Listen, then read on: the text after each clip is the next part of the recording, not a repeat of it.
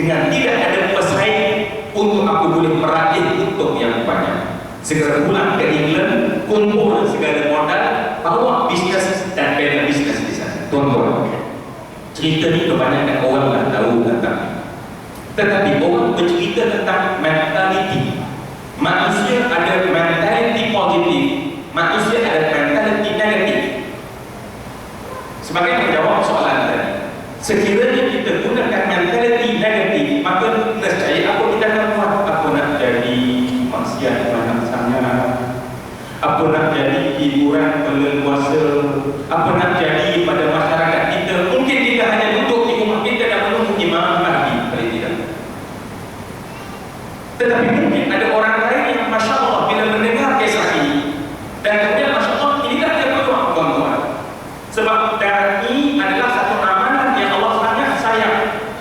Kita suruh orang melakukan kebaikan dan kemudian Allah berubah, Masya Allah. Orang yang berubah pahala sebanyak-banyak dia tahajud, kita dapat kalau dulu kita tak nasihat dia tak lakukan tahajud. Sekarang dia lakukan tahajud walaupun kita sedang tidur di rumah. Kata Nabi, ad-dalu ala khairi kafa'ilihi, orang tunjuk pada baik dia akan dapat kebaikan tersebut. Jadi sebab itu semua yang saya kasih sekalian, mari pada malam ini kita ambil pemikiran sini yang mana kita lihat sekiranya benar ada maksiat, kita lihat ini peluang kita untuk menjadi seorang dai, bukan hanya menjadi seorang yang kemudian menceritakan tentang masalah tersebut. Sebab itulah saya kira kalau kita ambil apa yang telah dirumus oleh Al-Fadhil Ustaz Fauzi sebentar tadi, bagaimana tentang personality, ya, seperti yang saya cakap, jangan nampak tanggungjawab kami ini terlalu besar sampai seolah-olah kita tidak boleh memakai pakaian itu. Semua orang, wahai ayah kita adalah nabi, wahai adik-adik kita adalah nabi, wahai bos kita adalah nabi, wahai semua orang kita adalah nabi.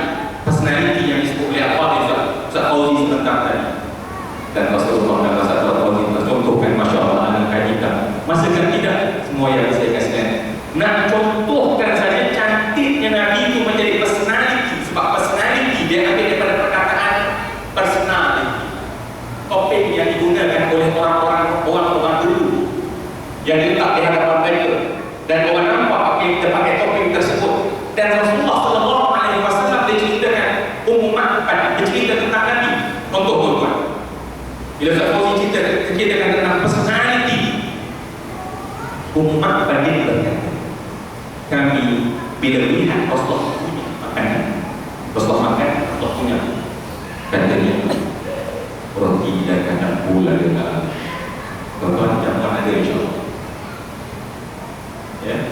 Sebab biasanya kalau maulid ada 3 tuan-tuan. Yang pertama marhaban, yang kedua syarahan, yang ketiga makan. Itu memang package memang disediakan untuk maulid Rasul. Baik, kita ada lihat tadi di sini makanan juga. Alhamdulillah.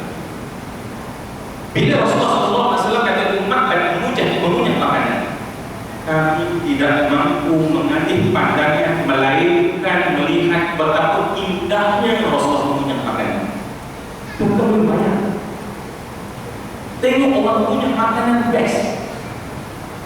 Tetapi itulah Nabi SAW, sebab cara kunyahnya ini Masya Allah sangat tertib, sangat teratur, sampai kami tak boleh pandang ke tempat lain. Sebab itu Nabi SAW kalau kita tengok pada wajahnya, alima'annahu laisa biwajhin kadzdzab. Tengok wajah Nabi, alima'annahu laisa biwajhin kadzdzab. Kalau tengok wajah Nabi, tahu serta-merta pada wajahnya itu, pada personality dia, laisa biwajhin kadzdzab, tak ada muka kelentong. Yang kita takut saya banyak berbentuk. Tapi personality yang orang tengok. Sebab itulah Masya Allah, makin tengok makin sayang, makin tengok makin sayang. Sebab itu tak heran semua yang saya kata, kalau kita rasa kita sayang Nabi, para sahabat sayang Nabi sampai tahap mana. Nah, ni yang kadang-kadang orang rasa kita selawat tidak lebih nampaknya. Tak lebih tuan-tuan, para sahabat sayang Nabi, makan, minum bekal Nabi. Kadang-kadang melampau. Dan tidak ada air wuduk yang terpercik daripada bekas-bekas wuduk, melainkan para sahabat berebut untuk mengambil air tersebut. Kalau nak kata melampau,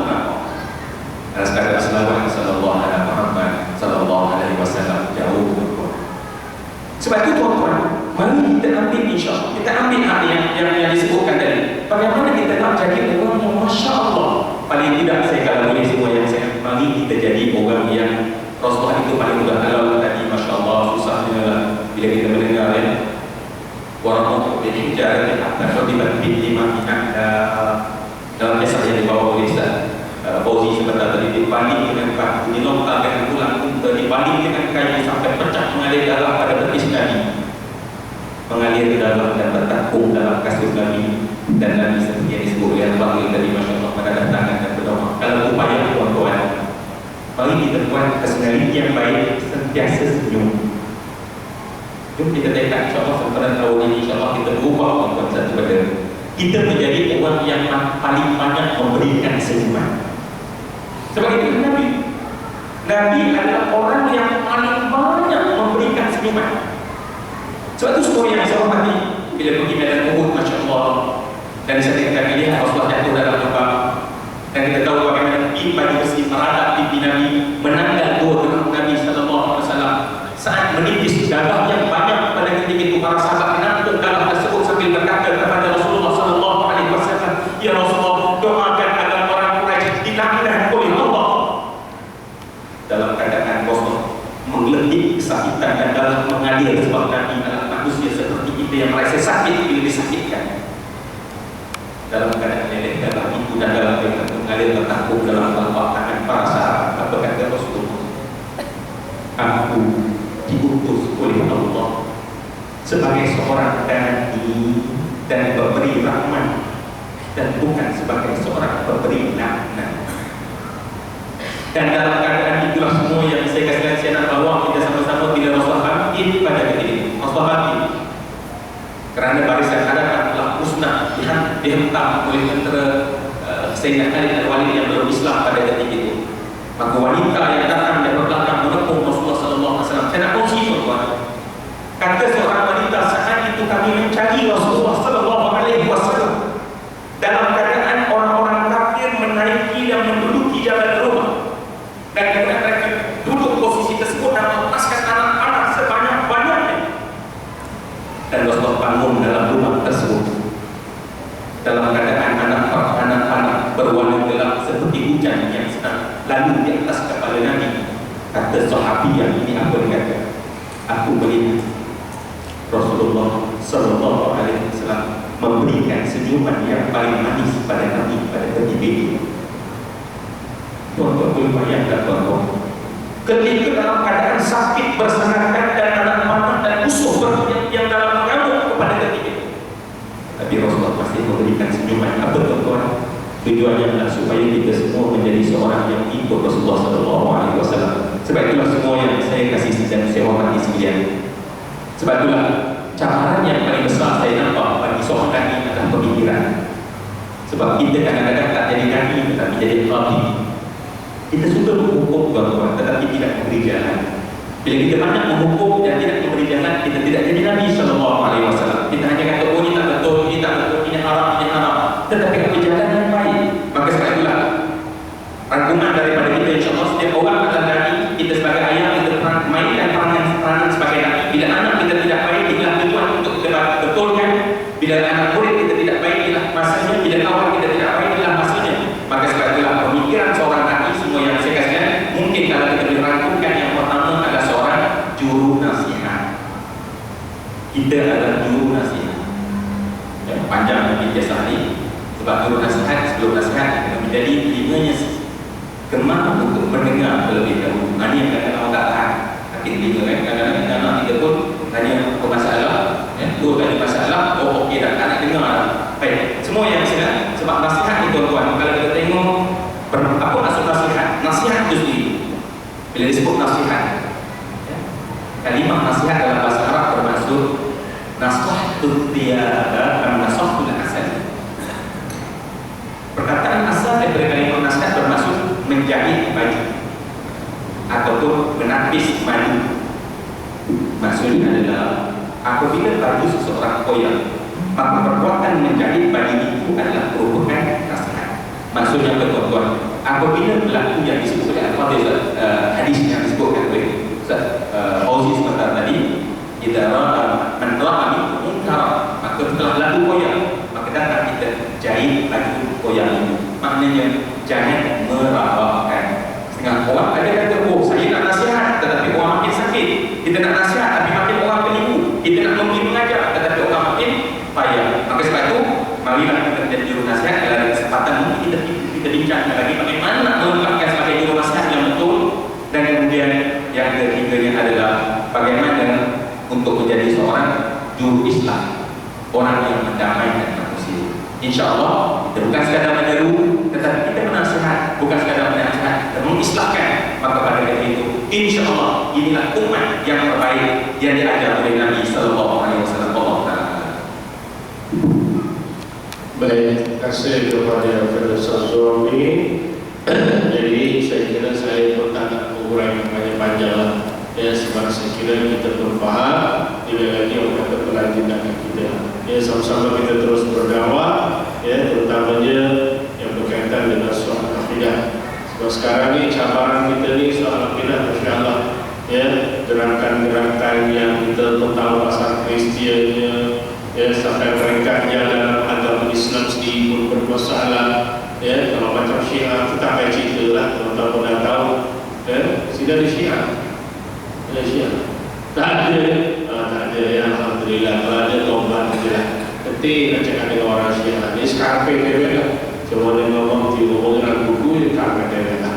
Tapi yang kita ni jangan sampai terikut satu. Tapi yang terbaru ni ada satu ajaran Ustaz saya dimaafkan. Dia kata macam ni. Sekarang ni solat itu ibadah. Ini ajaran ni dah mula masuk tadi. Solat itu ibadah, kerja itu ibadah. Jadi tak payahlah kita sebenarnya kita kerja je, akhirnya ibadah lah tu. Macam tu. Tak gila ni. Kenapa tuan? Sampai macam itu sekali. Jadi kalau tuan-tuan jumpa orang macam ni, dia logik akal tuan. Apa kita nak jawab? Kalau kita kurang ilmu, sebab itu kita perlukan penelitian begini. Sebab soal berkaitan dengan hukum hakam kita kena mahir. Kita kena tahu supaya kita boleh memberi penjelasan yang benar. Sebab sekarang orang banyak menggunakan akal. Kita dah benchmark. Baik, kita sampai round yang terakhir. Saya serahkan semula kepada Ustaz Fauzi. Ya, satu soalan. Ada satu soalan juga daripada apa nama daripada jemaah. Soalan ni saya baca. Tapi Ustaz itu ada sebut sikit tadi. Ustaz itu kasyam juga macam tahu soalan ni. Masya Allah. Dia kata gini, Assalamualaikum warahmatullahi wabarakatuh. Dalam menzairkan cinta kepada Nabi Sallallahu Alaihi Wasallam, selain daripada selawat, ikut sunnah Nabi dan sebagainya, sekarang ini menjadi tren pengajuran majlis selawat dan qasidah. Kadang-kadang ada pula mengatakan berlebihan atau terlampau. Apakah menjadi satu kesalahan berlebih-lebihan dalam mencintai Rasulullah SAW dan boleh diberi garis panduan dalam menzahirkan cinta pada Nabi agar tidak menjadi fitnah. Tadi yang biasa yang program selawat perdana itulah yang menjadi isu. Ya, saya pun kalau ditanya pun tak nanti nak jawab kadang-kadang. Selawat sikit salah, selawat banyak salah. Tak selawat lagi salah lah. Kan payah orang itu tuan-tuan. Tapi saya kira dalam hal ini saya akan jawab nanti insyaAllah. Dan saya terus ajukan satu soalan. Dan insyaAllah soalan ini pun mudah ya, berkaitan dengan perbincangan kita. Cuma bezanya di sini ialah dalam soal pemimpin ada dia umarah dan ada dia ulama. Jadi dalam soal melaksanakan dakwah kedua-duanya ini adalah amat penting memainkan peranan masing-masing supaya dakwah yang ingin disampaikan tidak terhalang. Jadi mohon penjelasan daripada Ustaz Fauzi untuk dua perkara ini. Dipersilakan. Alhamdulillah. Tamunya jawab dari ulama dan ulama. Dalam dakwah itu mesti ada ilmu dan mesti ada kuasa. Kalau ada ilmu, ada kuasa, barulah dakwah itu bergerak secara betul, insyaAllah. Sebab itu Nabi Sallallahu Alaihi Wasallam daripada kota Mekah, Nabi berhijrah ke kota Madinah. Antara sebab-sebabnya ialah sebab Nabi nak memegang kuasa, sebab nak menegakkan satu negara Islam mesti dengan kuasa. Di Mekah Nabi tak ada kuasa. Nabi diukur kuasa, ditawarkan kuasa. Tapi dengan satu syarat, jangan sebarkan dakwah. Kami bagi kamu puasa, tapi Nabi tolak. Dakwah ni tuan-tuan dan puan, dia berjalan dengan ilmu dan dia berjalan serentak dengan puasa. Supaya kita lihat hari ini katalah tuan-tuan dan puan ni, soal isu Syiah katakanlah, isu ajaran sesat katakanlah, tarikat-tarikat yang sesat katakanlah tuan-tuan. Dia bukan sekadar hanya ulama pendakwah saja yang bercakap, tapi mesti ada kuasa peruntukan undang-undang untuk menyikat. Itu perlukan umat. Nabi sebut dalam sebuah hadis, kullukum mas'ulun, kullukum ra'in wa kullukum mas'ulun an ra'iyatihi wal imamu ra'in wa mas'ulun an ra'iyatihi. Setiap daripada kamu adalah pemimpin dan setiap kamu akan ditanya tentang kepimpinan, dan pemerintah itu juga seorang pemimpin dan dia akan ditanya tentang kepimpinan rakyat. Dia kena jaga tentang amal ma'ruf nahi munkar. Amal ma'ruf nahi munkar tuan-tuan mesti ada kuasa.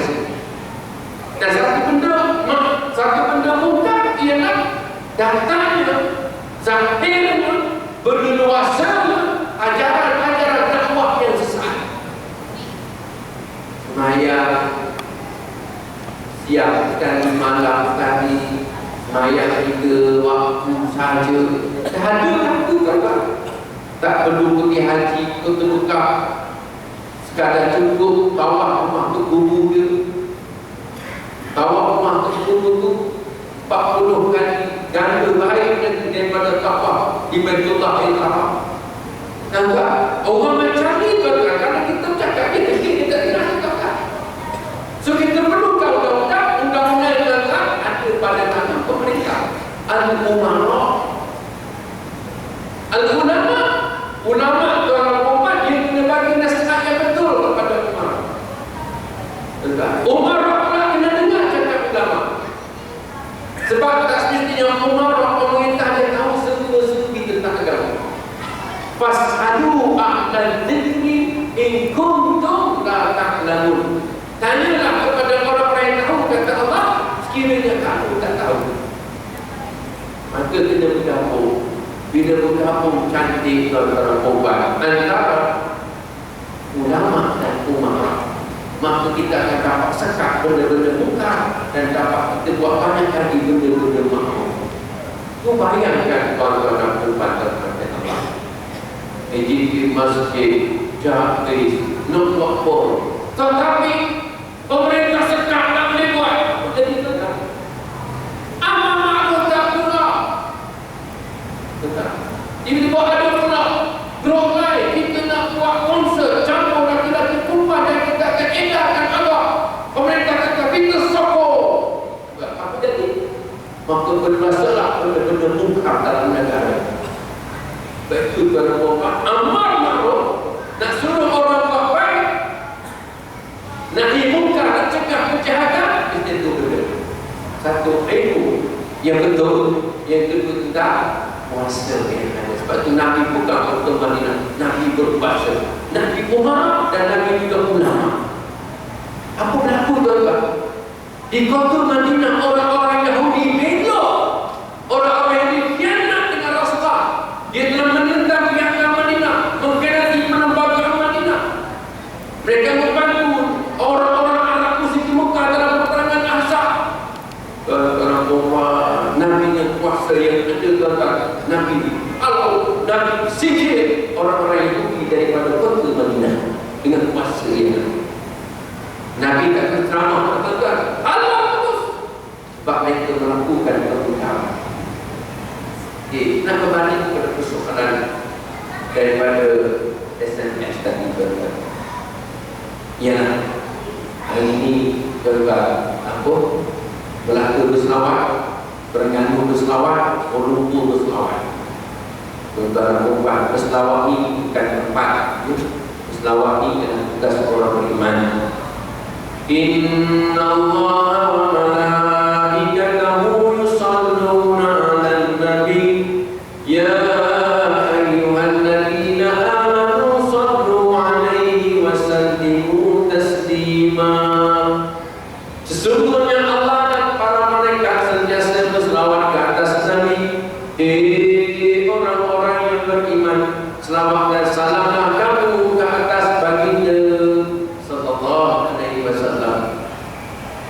Tentang mungkin kalau Tuhan, mungkin barangkali dia tanya tentang kasidah tadi kan. Kasidah yang popular sekarang adalah Zaharatinul Mu'ayyan Bizuhurin Nabi Ahmad. Zaharatinul Mu'ayyan Bizuhurin Nabi Ahmad. Ya Nabi Muhammad, Zalikal fadlu minallah.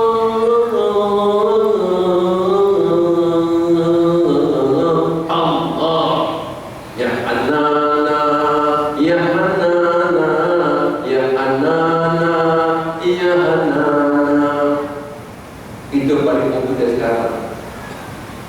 Adakah itu selawat? Dia bukan selawat. Dia adalah tajuk kepada satu qasidah yang memuji Rasulullah sallallahu alaihi wasallam. Saya yakin tuan-tuan 99% tak faham. Dia faham ya Hanana, ya Hanana, ya Hanana, ya Hanana. Dah benar cari bagi lain. Kalau dia faham betul-betul, cantik. Cerita bab Nabi sallallahu alaihi wasallam. Tapi jangan tuan-tuan terkelirulah dia bukan selawat. Yang selawat ni ialah yang paling bagus selawat, yang paling afdal selawat Ibrahim. Allahumma salli ala Muhammad wa ala ali Muhammad kama sallaita ala Ibrahim wa ala ali Ibrahim wa barik ala Muhammad wa ala ali Muhammad kama barakta ala Ibrahim wa ala ali Ibrahim alamin innaka Hamidum Majid. Yang kita baca dalam tahiyat akhir sembahyang. Betul. Nak baca selawat yang itu ataupun tadi itu sallallahu ala Muhammad sallallahu alaihi wasallam. Cuma yang ada itu qasidah saja. Jadi kalau tuan nak qasidah, tuan kalau faham bahasa terjemah bahasa Melayu lagi bagus.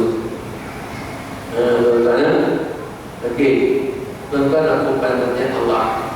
Saya sebut tentang cinta Rasulullah sallallahu alaihi wasallam. Berapa minit itu? 3 minit. Maka kalau tuan-tuan betul-betul cinta Rasulullah, pertama tuan-tuan ulama gariskan, pertama orang yang cinta Nabi dia kena taat perintah Nabi. Taat perintah Nabi.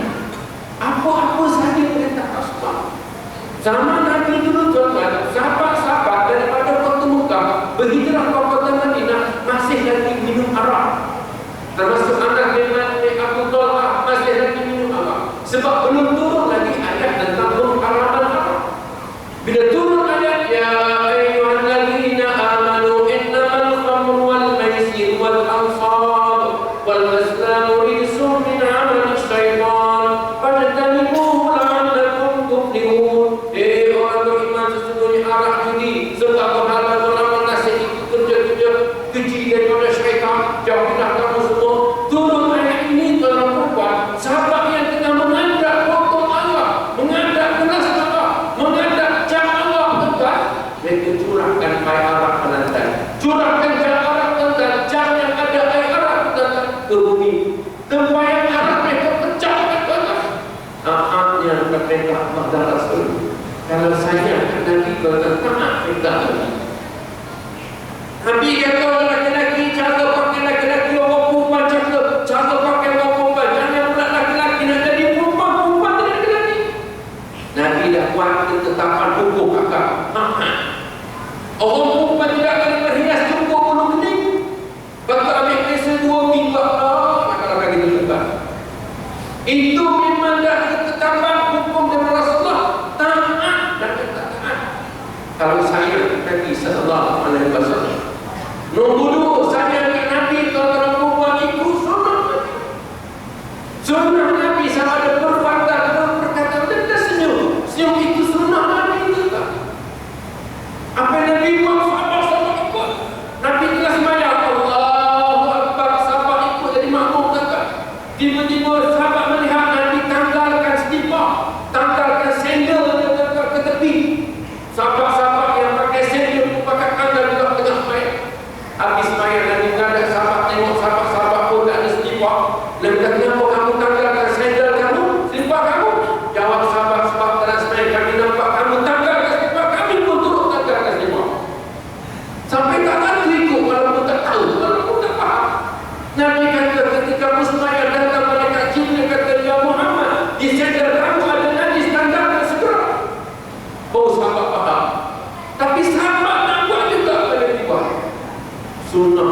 sallallahu alaihi wasallam senyum, bersedih, baca doa sebelum tidur, baca doa sebelum makan, baca doa lepas makan, makan dengan tangan kanan, kemudian sampai ke bawah telan, tekan tidur akan rusuk yang kanan menghadap kiblat atau wudhu.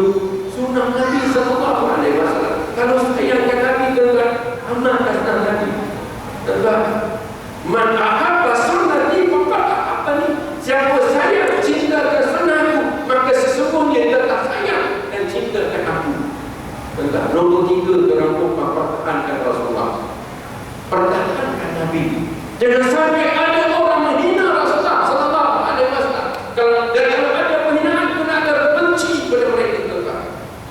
Tengok Ubay bin Adi ditawan. Ubay bin Adi yang masih Islam, tuan-tuan, ditawan oleh Abu Sufyan. Diikat di sebatang kayu, tuan-tuan. Kata Ubay, kata Abu Sufyan, Ubay bin Adi, suka tak kamu kalau tempat kamu sekarang aku gantikan dengan Muhammad dan aku lepaskan kamu balik ke rumah kamu, kamu boleh berseronok dengan anak isteri kamu di rumah. Ubay bin Adi kata, demi Allah, aku tidak akan reda selama-lamanya, tidak akan suka selama-lamanya seandainya aku berada di rumah sedangkan jari Nabi dicucuk dengan satu duri. Aku tidak akan tenang. Nabi jari yang dicucuk dengan duri, aku tidak akan tenang. Ini kan pula ganti tempat aku untuk dibunuh. Dan yang keempat, kalau sayangkan Nabi, pergi ziarah Rasulullah SAW di kota Madinah. Buat umrah, tuan-tuan. Dengan saya boleh, dengan tak suami boleh, dengan tak suami boleh, tuan-tuan. Kami berdua mau balik kepada Madinah, tuan-tuan. Allahu Akbar, tuan-tuan. Kata Rasulullah, Assalamualaikum ya Rasulullah, Assalamualaikum ya Nabi Allah, Assalamualaikum ya Habibullah, Assalamualaikum Sahbi Allah. Tuan-tuan, macam dekat dengan Nabi. Sebab kita dengan Nabi itu, Nabi tahu kita datang. Nabi jawab salam kita, tuan-tuan. Tentang dengan kisah, jangan risau soal belanja. Allah bayar balik, tuan-tuan. 5 Nabi Muhammad Tuhan bayar balik, insyaAllah. Dan yakin tadi terlampauan. Kalau sayangkan Nabi terlampauan, perbanyakkan selawat atas Nabi sallallahu alaihi wasallam. Inna aqrabakum minni manzilatan yaumal qiyamah aktsarukum alayya salatan. Orang yang paling dekat tempat duduknya dengan aku pada hari kiamat ialah orang yang paling banyak berselawat ke atas aku, kata Rasulullah. Perbanyakkan selawat atas Nabi sallallahu alaihi wasallam. Mudah-mudahan kita semua mendapat kedudukan kursi tempat yang paling hampir dengan Rasulullah sallallahu alaihi wasallam. Wallahu a'lam bishawab. Baik, alhamdulillah. Apa namanya? Tinggal kita buatlah kesimpulannya. Sunnah-sunnah Nabi kita buat. Lagi-lagi sunnah yang wajib. Ya, sunnah yang wajib macam solat, puasa, zakat, selesaikan. Sunnah Nabi yang sunnah ia dibuat. Ya, siapa yang berpakaian putih malam ni sunnah. Siapa yang pakai baju wanita sunnah. Ya, ini tak berapa sunnah. Tapi dapat pahala dapat datang majlis ilmu sunnah, ada begitu. Ya, sedekah, masya-Allah, bagi jangan kedekut bila kita bantu sahabat-sahabat kita besar pahalanya, tuan-tuan, insya-Allah ya. Jadi yang lain tuan-tuan buatlah. Yang penting istiqamah, insya-Allah. Jadi akhirnya tuan-tuan, kita ada masa 3 minit. Saya minta kepada